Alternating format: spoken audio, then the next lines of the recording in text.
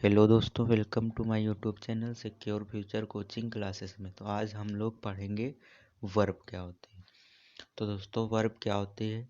वह किसी काम के करने या होने का बोध होता है। मतलब वर्ब जो होती है इससे सेंटेंस में किसी काम के करने या होने का बोध होता है, वर्ब कहलाती है।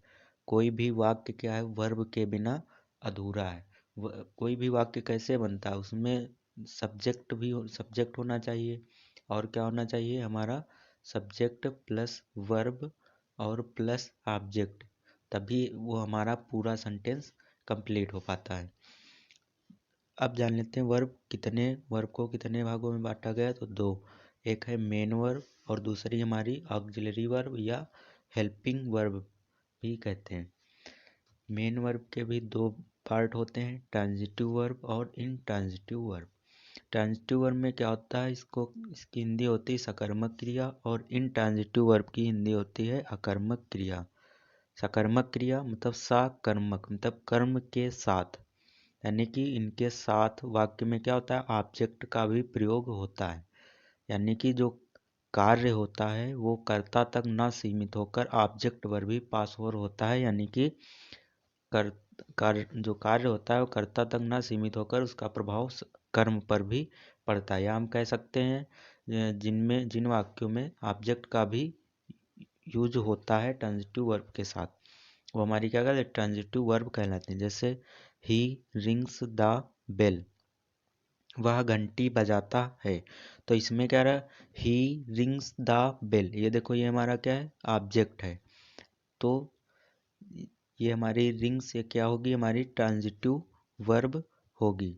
यहाँ पर क्या है, यहाँ पर क्या है कि जो हमारा कार्य है वो कर्ता तक ही ना सीमित होकर इसका प्रभाव किस पर, बेल यानी घंटी पर भी पड़ रहा है। ही रिंग्स द बेल। अगला है कह रहा Rahul plays the football, Rahul football खेलता है। तो इसमें जो प्लेज है ये हमारी क्या हुई, ट्रांजिटिव वर्ब, क्योंकि इसमें क्या है, ऑब्जेक्ट का प्रयोग हुआ है। आप जान लेते हैं इन ट्रांजिटिव वर्ब यानी कि अकर्मक क्रिया। अकर्मक क्रिया का होती आकर्मक मतलब जिसमें कर्म ना दिया गया, इनके साथ ऑब्जेक्ट का प्रयोग नहीं होता है, अर्थात जो कार्य होता है वो कर्ता तक ही सीमित रहता है। जैसे एग्जाम्पल दिया, ही स्पीक्स लाउडली, वह तेजी से बोलता है। तो ये जो हमारा स्पीक्स, अब ये लाउडली क्या है, ये हमारा ये क्रिया की विशेषता बता रहा है कि वो जोर से बोलता है। तो ये हमारी क्या हुई, इनट्रांजिटिव वर्ब हुई। तो दूसरा एग्जाम्पल है आई संग्स ब्यूटीफुली, आई संग्स ब्यूटीफुली। तो कह रहा है मैं, आई माने मैं, संग्स गाता हूँ, ब्यूटीफुली माने बहुत सुंदर। कह रहा है मैं बहुत सुंदर गाता हूँ। तो ये संग क्या हुई, ये हमारी इनट्रांजिटिव वर्ब हुई। इसमें भी ऑब्जेक्ट का यूज नहीं हुआ, ये हमारा क्या है, संग की विशेषता बता रहा है, यानी कि क्रिया की विशेषता बता रहा है। अब दोस्तों जानते हैं वर्ब, ये तो हमारे मेन वर्ब के दो पार्ट हुए। अब ये हमारे क्या है, ऑक्सिलरी वर्ब। ऑक्सिलरी वर्ब के भी तीन पार्ट होते हैं, होता है प्राइमरी और मार्जिनल वर्ब और एक मॉडल ऑक्सिलरी, यानी primary auxiliary verb, marginal auxiliary verb और मॉडल ऑक्सिलरी वर्ब। तो दोस्तों अब हम जान लेते हैं ऑक्सिलरी वर्ब या हेल्पिंग वर्ब के बारे में। तो इसके भी तीन पार्ट अभी बताए थे, प्राइमरी ऑक्सिलरी, मॉडल ऑक्सिलरी और मार्जिनल ऑक्सिलरी। प्राइमरी ऑक्सिलरी में क्या होता है, इसमें ये टू बी वर्ब जो होती हैं वो आती हैं, या टू डू फॉर्म आती हैं और to have form. To be form में कौन कौन सी आती है, इज है, एम है, आर, वाज, वेयर, ये सब आती हैं। टू डू फॉर्म में कौन सी, डू, डज या डिड आती हैं। टू हैव फॉर्म में कौन कौन सी, हैज, हैव या हैड आती हैं। और प्राइमरी ऑक्सिलरी वर्ब का प्रयोग हम वाक्य में मेन वर्ब के रूप में भी कर सकते हैं और हेल्पिंग वर्ब के रूप में भी कर सकते हैं। और जो मॉडल वर्ब होती हैं इनका उपयोग हम केवल हेल्पिंग वर्ब के रूप में ही कर सकते हैं। मॉडल वर्ब कौन कौन सी होती हैं, modal auxiliary shall, should, will, would, can, could, may, might, must, ought to, ये सब हमारी क्या, मॉडल ऑक्सिलरी वर्ब, इन्हें मॉडल वर्ब भी बोलते हैं। अब जान लेते हैं प्राइमरी ऑक्सिलरी वर्ब के उदाहरण।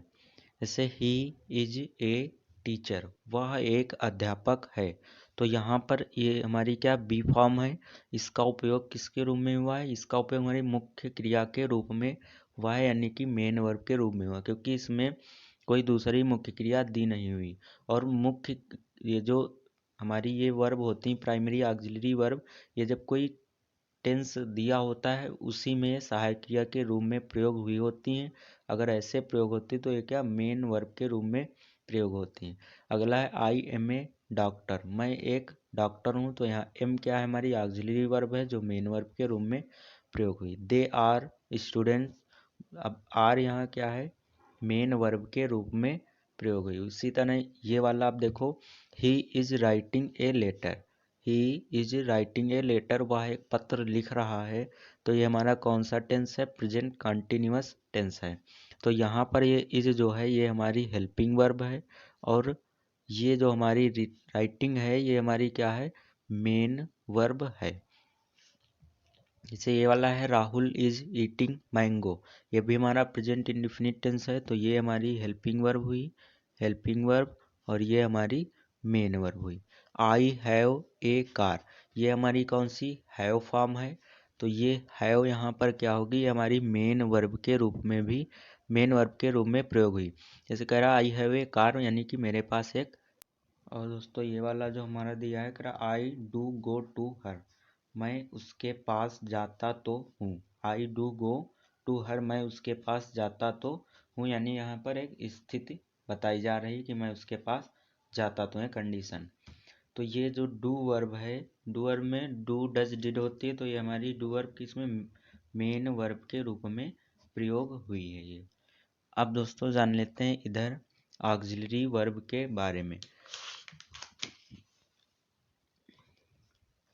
Auxiliary verb, model auxiliary verb, यानी कि मॉडल ऑक्सिलरी वर्ब के बारे में। इसके उदाहरण है आई कैन डू इट, कह रहा आई कैन डू इट, तो कैन हमारी क्या है, हेल्पिंग वर्ब है, और ये हमारी मेन वर्ब। तो हमने बताया भी कि मॉडल जो होती है इनका केवल उपयोग हम हेल्पिंग वर्ब के रूप में ही कर सकते हैं। अगला है मे यू लिव लॉन्ग, तुम लंबे समय तक जीवित रहो, तो ये हमारी मे क्या है, अब ये मे हमारी मॉडल वर्ब है, ये शुरुआत में आई है, तो ये मत समझना कि ये इंट्रागेटिव होगा, कि कोई जब सहायक क्रिया वाक्य के शुरुआत में आती है तो वो इंट्रागेटिव हो जाता है, लेकिन यहाँ पर ऐसा नहीं है। ये कह रहा मे यू लिव लॉन्ग, यहाँ कामना की गई है कि तुम लंबे समय तक जीवित रहो। फिर कह रहा आई शैल गो टू मार्केट टुमारो, मैं कल बाजार जाऊंगा, तो ये जो शैल है ये हमारी मॉडल है, यहाँ पर ये हमारी हेल्पिंग वर्ब के रूप में प्रयोग हुई है, और ये गो हमारी मेन वर्ब के रूप में प्रयोग हुई है।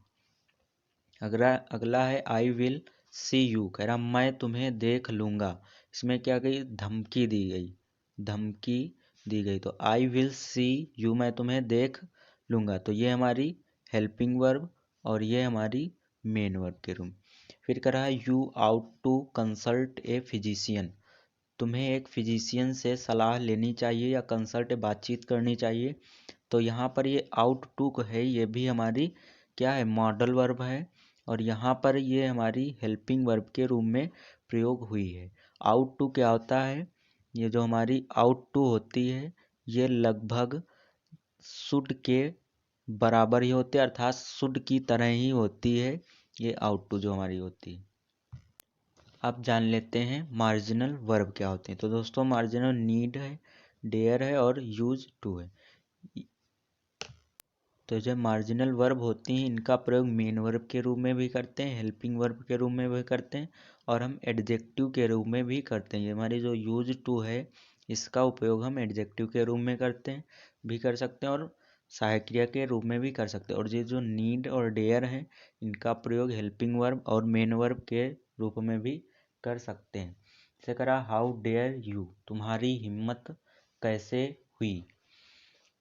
और अगला कह रहा है आई नीड यू, मुझे तुम्हारी आवश्यकता है, तो ये हमारी मुझे तुम्हारी आवश्यकता, ये नीड जो है ये क्या है, हमारी मेन वर्ब के रूप में प्रयोग हुई है। अब यहाँ कह रहा है you need not come tomorrow, तुम्हें कल आने की आवश्यकता नहीं है, तो नीड ये हमारी क्या है, हेल्पिंग वर्ब है, और कम ये हमारी क्या है, मुख्य क्रिया है। और अगला कह रहा है he does not dare to come home late. He does not dare, ये कह रहा है ही डज नॉट डेयर, उसकी हिम्मत नहीं होती टू कम आने की होम घर लेट देर से। कह रहा उसकी हिम्मत घर देर से आने की नहीं होती। तो यहाँ डेयर क्या है, हमारी मेन वर्ब है, और टू और कम, तो जब किसी वर्ब की फर्स्ट फॉर्म के पहले टू लगा हो तो वो हमारा इन्फिनिटिव बन जाता है, इनफिनिटिव बन जाता है। तो दोस्तों ये हमारी मेन वर्ब हुई, और टू कम ये हमारी मेन वर्ब ना समझ लेना, क्योंकि ये जो हमारी क्रिया की फर्स्ट फॉर्म के पहले टू लगा है, तो ये हमारा क्या हुआ, ये हमारा इन्फिनिटिव हो जाएगा।